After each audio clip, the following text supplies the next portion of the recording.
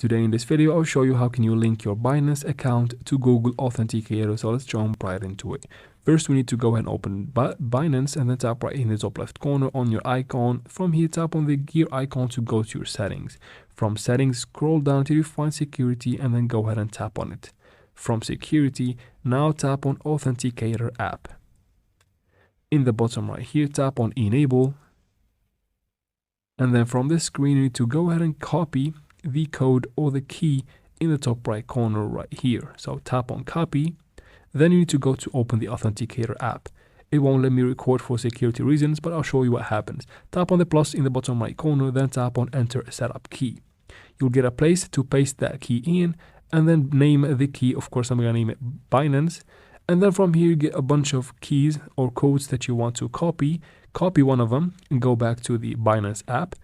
And then from here, go ahead and paste the link right there and then tap on continue. And just like that, you have connected your Binance account to the Authenticator app.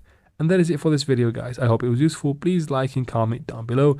Don't forget to subscribe for future videos like this one. And thank you very much for watching.